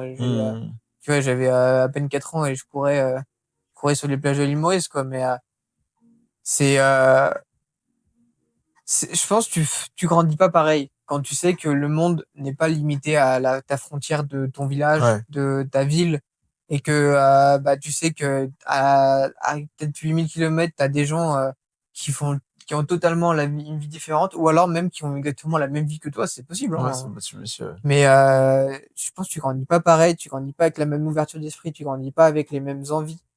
Et ce que je peux peut-être retirer du Congo, c'est que quand je suis rentré, moi ça m'a choqué. Enfin, je suis rentré au moment des manifs et tout, je t'avoue, j'étais un peu dans le mal. Et c'est à partir de ce moment-là que du coup après j'ai acheté le premier bateau, et que j'ai commencé à faire des projets en mode ok, j'en ai plus rien à cirer. Si j'échoue, bon c'est pas grave. Écoute, j'ai un métier, j'ai des connaissances, j'ai un diplôme, j'arriverai à remonter la pente, y a pas de problème, quoi. Et du coup, de fil en aiguille, c'est arrivé jusque là, quoi. Ouais. Donc c'est un peu aujourd'hui, j'y vais un peu sans pression. Après, bon, c'est faux de dire ça parce que le bateau met quand même une sacrée pression, et il y a des fois où j'entends pas la nuit. Là, surtout, les différents, dès que c'était signé, j'étais en mode bon, alors, quand je me suis engagé. Et là, encore en ce moment, je me dis putain, dans quoi on s'est engagé? Mais c'est pas la même pression, c'est pas en mode j'ai peur, c'est en mode non, c'est porteur. OK, il y a du boulot, on va le faire. En combien de temps on va le faire? Combien ça va coûter? Qu'est-ce qu'on peut faire autour de ça? Mais c'est pas de la peur, c'est vraiment ça pourrait être de la peur, c'est pareil, mais c'est de la peur aussi, mais c'est pas de la peur qui t'empêche de faire les choses. C'est pas néfaste, ouais. C'est de la peur qui actionne, tu vois, genre elle est moteur, quoi. Genre, ce matin, on était motivés pour aller poncer, quoi. Ouais, Alors que pourtant, hier soir, on y a fait jusque tard dans la nuit. ouais, ouais. On était détruits hier On soir. était Et détruits. là, on est retourné et on va encore Et recommencer on y plein de retournera fois parce encore, qu'il va y c'est avoir, clair. il va y avoir beaucoup de choses qui sont encore plus dures que ça. Ah, c'est clair. C'est clair. Mais ouais, enfin, je sais pas, moi, j'aime bien voir enfin, j'adore la difficulté aussi, tu vois. J'adore les trucs qui sont compliqués. Plus on va me dire que ça me paraît complètement impossible, plus j'ai envie de le faire, tu vois. Donc, C'est pour ça que t'as signé. exactement. C'est vraiment pour ça. Donc du coup, ok, on a fait à peu près tout ça. Euh, ouais, là, c'est un peu répétitif ce qu'on avait noté, mais on peut dire rapidement, enfin, si t'as l'idée, ce qu'on aime du voyage, ce qu'on n'aime pas du voyage, et ce qu'on refuse ou qu'on refuse de refaire en voyage, ou peut-être une façon de voyager qu'on refuserait. Ou... Ouais, après, ouais, pour pas retourner dans les mêmes tranchées, Ouais. mais moi, ce que j'aime en voyage, c'est de partir. C'est le meilleur moment, c'est les 2 jours avant, quand Mm. je fais ma valise, quand je prends l'avion, et là, je suis en mode, ok, c'est bon, je suis en vacances. Ah ouais, mais tu vois, ça C'est veut pas dire, ouais, c'est pas la même chose Non, c'est pour pas la moi. même chose parce que moi, je voyage dans le cadre de Ouais, vacances, ouais, parce ouais. que du coup, ben, avec le travail, voilà, Ah, mais quand t'es c'est une parti au semaine. Congo, est-ce que tu t'es dit ça? Alors, non, quand je suis parti au Congo, du coup, j'y étais pour le travail et je peux vous dire que quand je suis parti, j'avais les chocottes comme pas possible. Parce que devant tout le monde, tu vois, je disais à mes parents tranquille, tranquille. Devant tout le monde, les potes, je disais tranquille, tranquille. Oh, dans l'avion, j'étais pas tranquille. Hein. J'étais en mode, mais qu'est-ce que je vais faire là-bas? Et bon, après, dès que j'étais arrivé à l'aéroport, c'était incroyable. Mais voilà, c'est vraiment. Après, il y a le voyage travail, il y a le voyage plaisir parce Mm. que bah quand tu vois, je suis allé en Italie, quand je suis allé en Slovénie, même en Jordanie pour le travail. Là, pour le coup, on n'a pas le temps de visiter, on n'a pas le temps Mm. vraiment de s'imprégner de la culture. En plus, en Jordanie, c'était pendant le Ramadan, donc il y avait vraiment rien. Mais du coup, c'est un peu frustrant parce que tu peux pas. Jordanie, je suis pas allé à Petra, je suis pas allé voir la mer Morte alors que j'étais à 2 kilomètres de la mer Morte. Mm. Et pour le coup, c'était super frustrant. Et en plus, vu qu'on bosse beaucoup, ben on passe vraiment la journée à travailler, donc c'est super fatigant, quoi. Bah, tu vois, moi, pour le coup, j'ai jamais fait un voyage dans le contexte vraiment pure vacances. Ah, si, un seul. Une fois. Mais c'est tout. Sinon, tous les voyages que j'ai fait, bah, il y avait un autre contexte, avec, quoi. Donc, bah, je te disais, il y a des tournois Yu-Gi-Oh! Quand j'étais plus jeune. Et puis, bon, bah, là, du coup, à chaque fois que je suis parti, c'était toujours dans le contexte fallait que je développe mon business à côté, quoi. Ok. Et, euh, et à chaque fois, enfin, surtout la première fois, du coup, non, on va les deux fois. Les deux fois, ça a été un peu en mode, bah là, faut le faire quoi, tu vois. Ouais, Et ouais. tu sais pas où t'arrives, tu sais pas dans quel contexte ça va se passer. Donc à chaque fois, j'en profite quand même pour faire. Enfin, en fait, j'aime trop vivre les choses à fond. Donc, du coup, j'essaye de voir les choses, de visiter, de comprendre ce qui m'entoure et tout. Et j'essaye de m'imposer tout le temps un cadre qui permet de travailler aussi dans ces Hmm. conditions-là. Oui, c'est clair que toi, tu bosses en même temps, quoi. Et mais du coup, ouais, je sais pas si je suis, enfin ouais, si ça m'excite aussi tout le temps le départ, mais il y a toujours cette pression enfin c'est peut-être plus une pression maintenant parce que maintenant je commence déjà à avoir l'habitude je sais que si demain je pars à un autre endroit que je connais pas, je sais comment je mets en place mes Hmm. routines pour y arriver, tu vois. Mais la première fois Mais c'était ça, c'est vrai que c'est c'était pas le même cadre parce que bon bah les vacances, t'as aussi l'euphorie de pas travailler, quoi. ouais ouais ouais non Ça ça fait j'avoue du que bien, tu j'ai vois. De dire que le lundi, t'iras pas au travail. Moi, là, demain, je me régale. On est dimanche demain. Donc, dimanche. après-demain, je sais que je vais pas aller bosser. Ah là là, les vacances d'hiver. Ouais, bah ça, tu vois, dans mon cadre à moi, où tu bosses sur l'ordi ou quoi, t'as pas d'horaire, il y en a plein qui essayent et qui s'y perdent parce que du coup, bah justement, il y a pas d'horaire. Bah Et ouais, du coup, t'en as plein qui font rien, qui n'y arrivent pas à faire ce qu'ils veulent faire. Et du coup, bah ça marche pas et retour à case départ, quoi. ouais, c'est clair. Ça arrive souvent. Et, est-ce qu'il y a une façon de voyager ou de vivre le voyage que t'aimes pas, que t'aimes plus? Moi, je sais que j'aimerais pas, tu vois, ne pas.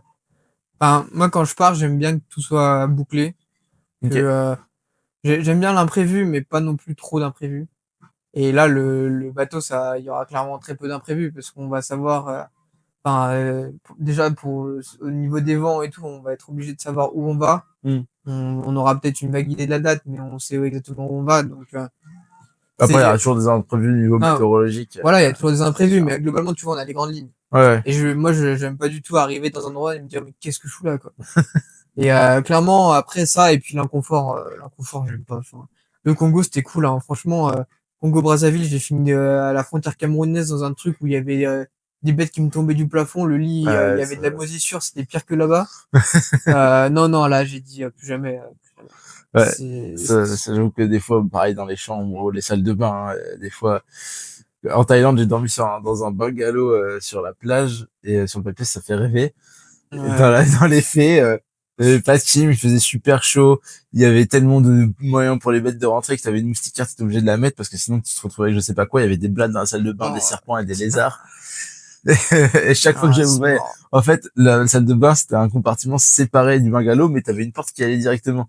Mais entre deux, t'as le jardin, en fait. Enfin, tu peux pas y aller, mais si tu veux, c'est pas isolé. Et du coup, bah, à chaque fois que j'ouvrais la salle de bain la nuit, je me disais, qu'est-ce que je vais retrouver dans la salle de bain, quoi. Et Ouais, c'était non, vraiment non. ça à chaque fois. Et ça, ouais, non, j'avoue que je suis d'accord. Ouais, l'inconfort, c'est Surtout, mort. L'inconfort, c'est surtout mort. sur l'endroit où tu dors, l'endroit où tu te laves. Ça, c'est Ouais, vraiment, surtout ça, ouais, moi je m'en fous du reste, mais c'est vrai ouais, c'est que ça. la salle de bain et la chambre, Ouais, enfin, clairement, hein, moi, voilà, ok, je vous demande pas des 5 étoiles partout, mais alors par contre, un ouais, minimum de confort. j'avoue que c'est le côté occidental on pourra jamais s'en Bien débarrasser, ça, sûr, c'est bien sûr. sûr. On est trop habitué à ça et pourquoi qu'on peut même pas survivre sans ça, Non, tu vois. c'est clair que non. Mais bon, ouais, c'est vraiment le truc que je pourrais pas faire aujourd'hui. Enfin, tu Ouais, vois, pour ça. si je devais passer, genre une semaine en tente, ah, je pourrais pas. Moi, je pense que j'essaierai quand même, tu vois. Je vais me faire un trek comme ça. Ah bah moi je regarderais vite fait sur la route s'il y a pas un petit hôtel, tu vois. Je sais Tu vois, pas, je demanderai, si les potes ils partent une semaine en tente, je regarde le trajet, je me dis, tiens, y a pas un petit village, un petit hôtel? Ah bah tiens, regarde une petite auberge. Eh, je demanderai des conseils à Louise, je pense que là-dessus, elle pourra bien nous moi c'est conseiller. mort. Ok, maintenant, on va passer un petit peu sur du projet. On a combien de temps, là? 1 heure presque. Et on a qu'une heure? Non? Il y aurait 57 minutes Ah, ok. de dispo, je crois. Ouais, il doit rester Ok, 57 minutes. ok. Ok, donc maintenant, on part sur le bateau. Bon, on en a parlé rapidement, mais bon, pourquoi on a choisi un bateau pour faire le tour du monde? Pourquoi est-ce qu'on veut faire le tour du monde en bateau? Je pense que c'est une bonne question. Hmm. Et bon, globalement, de mon côté, la voile, c'est clairement pas dans mon ADN, hein. Mes parents, ils savent pas naviguer. J'ai jamais mis un pied sur un voilier. J'ai jamais fait de la haute mer. Ouais, on a fait vite fait, tu vois, quand on a fait le stage en UCPR, on a fait des côtes, quoi, mais j'ai jamais fait de haute mer. Mais je sais pas, quand j'ai pris le premier voilier, j'ai découvert un truc qui était incroyable de naviguer et de libérer l'esprit. Enfin, moi, je naviguais beaucoup du coup en sortant du taf et ça libère l'esprit de ouf, quoi. Et j'ai trouvé ça incroyable. Et du coup, après, avec l'UCPA, ça m'a conforté dans l'idée que j'aimerais beaucoup avoir un voilier pour faire les îles et tout. Et donc, au bout d'un moment, bah, pourquoi pas partir en voyage, quoi. Hmm. Et puis, bah, pour partir en voyage, le truc, c'est qu'en voilier, tu suis les vents, et les vents, bah, ils font un tour du monde. Globalement, ça va pas plus loin, hein, mais c'est juste qu'après, du coup, tu te permets de découvrir. Tu découvres beaucoup plus d'endroits, des endroits qui sont inaccessibles en avion, des endroits qui sont super beaux. Après, t'as le voyage aussi, c'est le fait que, ben, en avion, tu voyages pour aller à un endroit. En bateau, tu voyages en même temps que tu vas à un endroit. Hmm. C'est que Ouais, tout le trajet fait partie du voyage, quoi. carrément. Et bon, bah, on va faire des traversées, on va avoir 30 jours au milieu de la mer où on verra rien autour. Ça, je pense que c'est à vivre. Ouais, ouais, c'est clair. C'est à C'est vivre. clair. C'est un moyen aussi de voyager, de voyager. Et puis aujourd'hui, faut quand même le noter, c'est quand même le bateau est un moyen écologique de voyager. Certes, il prend beaucoup plus de temps et certes, quand on voit la gueule de l'anti-fouling, on se demande. Mais bon, ça rentre un peu dans la DA, quoi. Mais globalement, c'est pour ça. Ouais, puis c'est aussi un moyen de voyager à côté du monde, tu vois. C'est ça. Parce que à la fois, quand je dis à côté du monde, le monde et aussi les gens. Parce que toutes les autres façons de voyager, surtout aujourd'hui où ça se démocratise de plus en plus, surtout pour nous, le voyage quand même. Enfin, ouais, globalement, il y a quand même de plus en plus de mouvements de voyage. Tu vas être toujours dans une foule de personnes et tout ça. Ouais, c'est clair. Ah Bah, là, il y nous, aura ce sera personne. pas le cas. Ce sera pas le cas. Il y Non, aura des non. bateaux peut-être, mais Ouais, on ça en n'aura verra pas rien à beaucoup. voir. Ça n'aura rien à voir. C'est un monde, ouais, c'est vraiment voyager, mais à côté du monde. Mm. C'est vraiment ça. Ouais, c'est clair, c'est ça, hein. Et là, encore une fois, on se retire complètement. Ouais, il y aura plus de la pression de la société entre guillemets. On peut en reparler, même si c'est pas, même si je la ressens plus comme je te disais, mais là, on va partir dans un monde où ça n'existera pas, quoi. De toute façon. Et soit on sera déconnecté. Ouais. Bon. En fait, c'est un voyage un peu dans l'inconnu aussi, quoi. Il y a le fois connu quand tu disais sur le trajet et tout, mais à quoi ça ressemble, on ne sait pas, quoi. Ah oui, non, ça c'est clair qu'on n'a aucune idée. Au bout d'un moment, de toute façon, va bien falloir se lancer Ouais. et puis se livrer à la nature et se dire bon bah allez, ciao. Ouais, c'est clair. Je pense que le moment où moi, tu vois, un jour, je l'ai rêvé, tu vois. Le moment où on part et genre tu dis au revoir à la famille, et là t'es en mode putain. Et je me demandais dans ma tête quelle tête j'aurais. Est-ce que je serais content? Est-ce que j'aurais la petite larme parce que je sais que je vais pas revoir mes parents pendant je sais pas combien de jours? Est-ce que je serais excité ou alors est-ce que je serais stressé parce qu'il va falloir le piloter ce putain de bateau? Parce que ce serait con de le tanker dans le port quand même juste au départ, quoi. Ouais. Je me dis, il y a peut-être une petite pression au mode, ok, il va peut-être pas falloir le cracher, quoi. Bon, de toute façon, on l'aura déjà manœuvré avant le Ouais, départ. non, c'est clair. Donc, On aura fait de la manœuvre. donc si on doit le cracher, c'est dans moins longtemps que ça, donc ça Mais va. tu sais, tout peut t'arriver, tu fais coucou et puis, oh merde, le gouvernail. Oh, mince. Ouais, c'est vrai que je pense aussi à ça. Enfin, puis même, en fait, la vie, enfin, là, tu vois, si je regarde, on prévoit le départ pour à peu près, ça fait dans 2 ans et demi, à peu près. Ouais, 2 ans et demi, 3 ans. Ouais. En 2 ans et demi, c'est quand même passé tellement de trucs, tu vois, je veux dire. Mais quelles seront les conditions de la vie à ce moment-là? Aucune idée. Imagine un nouveau confinement, Bah, on va naviguer plus vite que prévu dans ce cas. Mais ouais, là, il y a trop de trucs. Moi, après, le, pourquoi le bateau, bah, c'est juste que j'aurais pas pensé tout seul, tu vois. Enfin, quand j'étais en Thaïlande, d'ailleurs, c'est ce que je disais dans la première vidéo YouTube, mais ça, c'est vrai, quoi. Quand j'ai quitté Koh Phangan, le dernier soir, je suis parti me poser sur la plage et je me disais, mais là, je me sens libre de fou. Et comment je peux augmenter encore cette sensation de liberté? Et je regardais juste la mer, je me dis, putain, mais en fait, il me faut un bateau. Et je me souviens très bien, j'avais appelé ma cousine, je lui avais dit, je veux un bateau, tu vois, il me faut un bateau, je sais qu'il me faut un bateau, je sais pas comment, mais il me faut un bateau. Et le mois d'après, je rentre et tu me parles de ça, quoi. Ouais, non, c'est clair. Du coup, on se retrouve avec un bateau. C'est vrai que le bateau, c'est un moyen d'être libre parce que du coup, t'as aucune route. Enfin, t'es pas libre par les vents, mais tu suis pas une route, quoi. Ouais, t'as aucune contrainte, matérielle, en fait. Enfin, pas, t'as l'eau, mais je veux dire, dans l'eau, t'as Non, pas mais de tu contrainte. vois, imaginons si on transpose un peu le bateau sur la terre, ce serait un van aménagé. Ouais. Parce que c'est un peu la même chose, c'est ta maison qui roule, quoi. Mm. Mais sauf qu'un van, il suit la route. C'est ça. Et sauf que, bah, nous, on suivra pas les routes. Non. On arrivera dans des endroits, ça se trouve, on va arriver dans des îles où il y aura personne. Bon, j'en doute parce qu'avec toutes les îles, il y a du monde. Mais, on arrivera comme on veut, on se pose, et puis voilà, quoi. Tu fais ton petit barbecue, avec la dorade que t'as pêchée, et puis bah, ça. Ouais, c'est ça. Donc, c'est quand même plutôt pas mal comme, Liberté de rythme, de vivre au rythme que tu veux, quoi. C'est ça. Une fois que tu veux. Bah, en fait, pas trop, On parce que va, tu peux pas accélérer, quoi. ouais, ça va être au rythme du vent et du soleil, quoi. Ouais, c'est ça. Ça va plus Et, vite. accepter que la vie a un rythme différent, quoi. Mm. C'est un peu ça. Et on va voir, en fait, c'est vraiment une expérience totale, quoi. Donc, Ah, c'est clair, hein, ça se trouve, au bout d'une traversée, on va arriver aux Caraïbes, on va dire, oh putain, je veux plus jamais faire ça de ma vie. Tu prends un avion d'art direction la France. ouais. Ouais, après, on espère aussi avoir ça quand même, pour le documenter un peu, c'est que on espère pouvoir se permettre aussi, si besoin, de pouvoir rentrer par moment ou quoi. Oui. Bah, de toute façon, le but n'est pas de partir en étant sur la paille et Ouais, c'est ça, avec ouais. la pression financière, parce que bon, bah, un bateau de cette taille, c'est quand même des frais à entretenir. Mais voilà, on se laisse toutes les possibilités de revenir, de faire des arrêts, enfin, tout est possible, hein. Ouais. On va pas se lancer droit dans le problème, dans les problèmes, sans y réfléchir, quoi. Non, parce que puis bon, après, le profil aventurier, enfin, moi, je sais que je l'ai aussi, du coup, bah, dans le reste de la vie, ce qui fait aussi, du coup, bah, j'ai des projets à côté qui sont justement censés pouvoir aider une fois qu'on sera en plein mer, quoi. Enfin, bon, on verra ça d'ici là, quoi. Ouais, Mais... et puis même moi, ça me carrière aussi. Ouais. non, mais c'est clair, Mais bon, tout peut arriver et comme tu dis, hein, on a 2 ans et demi.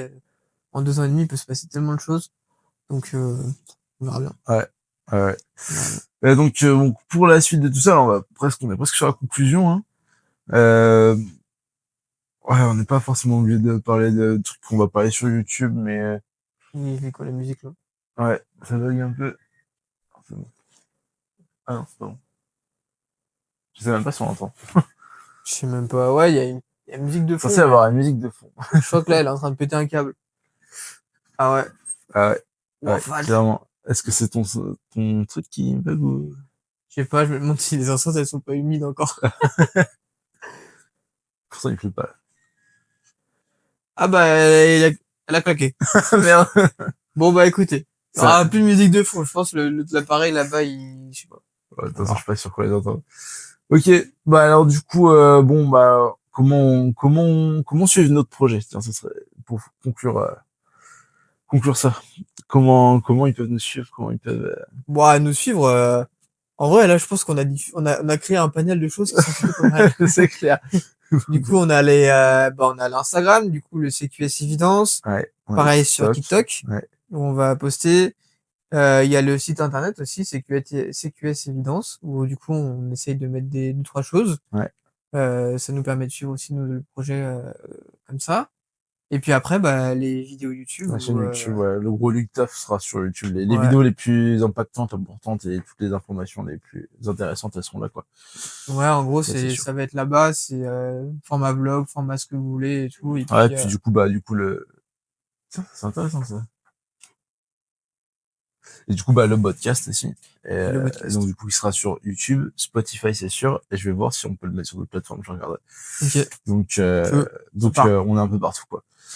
On est un peu partout. Et sinon, bah, bah, la suite de ce podcast, on a expliqué au début à peu près de quoi ça allait parler et tout ça. Mm. Là, comme ça, je suis incapable de dire de quoi parlera le prochain Et épisode. quand il sera. Et quand il sera impossible de savoir. Je sais juste qu'il y aura des récits de voyage avec d'autres personnes. On essaiera de faire des trucs avec des marins.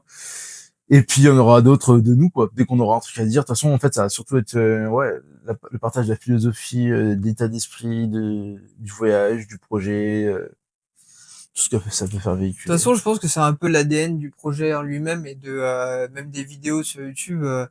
On sait pas dans quelle direction on va. On n'est pas, enfin, on n'est clairement pas des spécialistes de la vidéo YouTube et c'est clairement pas l'objectif premier sur les vidéos.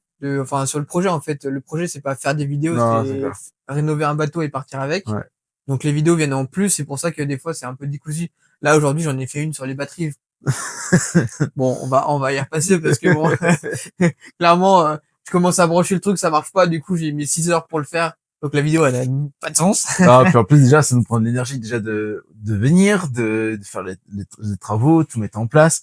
Et bon, pareil pour les caméras, parce que du coup, bah, après, il faut tout filmer, il faut tout, Ouais, faut essayer de penser comment on filme. Ou regarde, des fois, on est obligé de filmer à l'horizontale, et après, il faut qu'on fasse, on fasse à la verticale.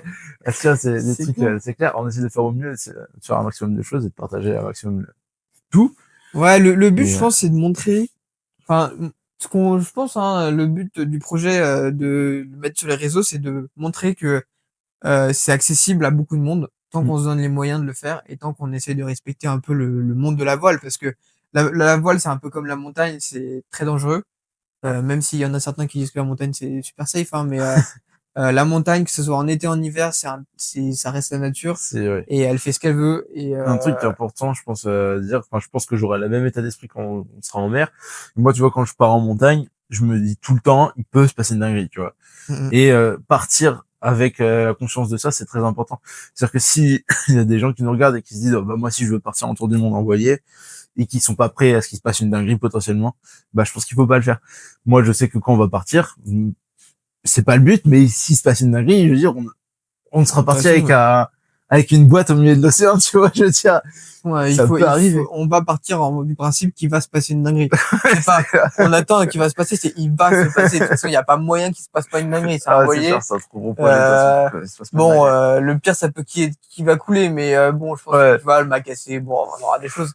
Mais globalement, je pense il faut être un peu j'essaie de retrouver le mot mais faut être prudent avec la mer, faut être prudent avec la montagne et La nature globalement, hein, de toute avec la façon. nature et même si enfin nous on le voit beaucoup en montagne, les gens qui se croient supérieurs à tout et qui partent alors que c'est risque avalanche 4 et qui se Hmm. font emporter par les avalanches, au bout d'un moment t'as pas envie d'aller les sauver quoi. Et ben en mer ça va être la même chose. Ouais. Nous on n'est pas là pour dire on est les plus forts, on a réussi et tout, c'est on va vous montrer voilà comment on avance, on va vous montrer, il y aura aussi des moments où il y aura des galères. Là, on fait que commencer, donc pour l'instant, c'est que globalement des bonnes nouvelles. Hmm. La coque, on a vu qu'on pouvait la pousser assez rapidement. Les batteries, elles ont toujours pas brûlé. Donc bon, c'est on, mais il y aura toujours forcément des galères. C'est un projet qui est énorme. Il y a du taf de partout et ça combine beaucoup de domaines différents. Après, nous, l'objectif, c'est de pouvoir limiter au maximum ces galères. Et du coup, c'est en limitant au maximum les zones de flou sur tout ce qui Ouais. est mécanique et matériel du bateau. Après, les compétences, ça va être pareil, on va se former. Mm. Enfin, c'est pour dire, on a vu des commentaires qui disaient, c'est qu'on faisait un peu ça en mode YOLO, quoi. Mais clairement pas, en fait. Ok, on n'a pas montré, mais derrière, même avant l'achat du bateau, il y a eu toute une réflexion sur la taille du bateau, sur ce qu'on voulait faire. Mm. Et après, il y a eu une réflexion financière pour payer le bateau, Ouais. comment on Financer les pouvait le travaux aussi. financer, bah, comment est-ce qu'il allait impacter ou pas la vie derrière, parce que bah ok, on a un bateau, mais bah derrière, il faut continuer à vivre, il faut continuer à travailler, donc il y a les loyers, il y a tout ça. Enfin, du coup, c'est toute une réflexion qui n'est pas montrée en vidéo, et c'est normal parce que c'est un Excel de bâtard que moi j'ai fait pour savoir comment j'allais pouvoir le payer, si le prêt allait être suffisant ou pas. Et du coup, ben ça sert à rien de le montrer, c'est du personnel. Mais voilà, en fait, le projet est mûrement réfléchi et on sait la limite dans laquelle on va pour se mettre en danger Mm. financièrement et humainement parlant. Ouais. Et voilà, on va essayer de travailler au mieux pour réduire ça. Et du coup, le but, c'est de vous emporter aussi avec nous pour vous montrer que on n'y va pas en inconscience, en inconscient, et que bah après, par contre, que c'est accessible à tout le monde. Parce que nous, on est des novices, et si on arrive au bout du projet en étant partie novice, bah on peut estimer que c'est possible pour tout le monde. Parce que finalement, qu'est-ce qu'une autre personne aurait de moins ou qu'est-ce qu'une autre personne aurait de plus, à part peut-être la compétence de voile en plus, je sais pas. Ouais, après, il y a aussi des questions d'association et tout. Peut-être que le faire absolument tout seul, c'est un peu compliqué. On Mais, verra après. mais ce que je pense, de toute façon, moi, dans ma vie, ça a toujours été comme ça. C'est que, avec une idée, tu t'entoures au mieux tant de personnes qui ont Mm, les mêmes idées ou tu vois il y a forcément des trucs en commun qui font que du coup, tu peux développer tes idées, tes projets et tout. c'est clair. Je pense que c'est comme ça et c'est comme ça que tout le monde devrait faire si jamais ils ont une envie de faire quelque chose comme ça. Ouais, je pense que ce qu'on applique à ce projet-là est répercutable sur beaucoup de Ah, projets bah, c'est sûr. et sur la vie complète. Et voilà, nous, si on arrive à donner envie à des personnes de voyager, de faire des projets, Mm. ou même des projets tout petits, hein, rénover une voiture, rénover une maison, ou même, je sais pas, si ça vous donne envie de vous lancer dans de la musique, ou Ouais. enfin toutes les activités un peu qui aujourd'hui, Qui vont prendre plus de temps que une journée ou deux, quoi. ouais, voilà, ouais, c'est ça, c'est des projets un peu Un peu plus globaux. long terme, quoi. Moi, j'étais sur des projets de 1 an environ avant. Là, c'est un projet qui prend beaucoup plus de temps, qui est beaucoup plus gros. Mais bon, bah, on évolue dans la vie. Ouais, puis prendre le goût à essayer, rater, recommencer, réessayer mieux, C'est ça. s'améliorer, et réussir. Globalement, malgré ce que les réseaux montrent où le succès, c'est on part d'en bas et on arrive tout en haut, en fait, faut pas le croire, hein. Sur les réseaux, même, enfin, de partout, hein, même ceux qui ont fait les plus grandes fortunes, ils ont toujours eu des bas, des hauts, des bas, des hauts. Et puis petit à petit, ça monte, ça monte, ça monte et on y arrive. Mais c'est en faisant des erreurs qu'on apprend. Et moi, j'ai toujours appris dans l'échec. Et j'aime bien apprendre dans l'échec et me louper. Ouais, j'ai mon projet d'hydrolène, il a pas marché. Bon, bah, j'ai appris beaucoup avec. Enfin, il y a plein de trucs comme ça où on apprend dans l'échec et je pense que c'est super important pour se forger d'apprendre tout seul et de pas se baser sur ce qu'on voit sur les réseaux ou maintenant ce que même ChatGPT nous dit Ouais. pour se dire ok, je suis pas capable de le faire. Non, la théorie, c'est jamais suffisant. Faut Mm. toujours passer par l'expérience, de toute façon. Et ça, c'est un énorme sujet. On a déjà parlé dans un de mes podcasts à moi, et puis, Je pense que ce je sera pense, l'occasion d'en reparler ouais, c'est clair. bien des fois, mais voilà, le but en tout cas de cette chaîne, c'est de vous montrer comment on avance, de vous montrer un peu tout, et puis après de vous emmener avec nous dans ce projet de tour du monde, et on Ce verra voyage, jusqu'à où on va, quoi. exactement. Je pense qu'on sait tout dire. Ouais, je Cet pense qu'il va être épisode. temps d'aller dormir là, parce que bon, Clairement, ouais. C'est moi je te clair. laisse y La aller. journée, elle a été vraiment très longue. Il est demain actuellement. Il est demain, ouais, putain. Du coup, on vous laisse là sur la fin de cet épisode, ce premier épisode du podcast. Et bah, n'hésitez pas à vous abonner. Dites-nous ce que vous en avez pensé. Dites-nous aussi de quoi vous voulez nous voir parler sur ce podcast-là. Peut-être que ça pourra nous donner d'autres idées aussi que celles qu'on a évoquées. Donc voilà quoi. Sur ce, bah ciao. Ouais. Tous.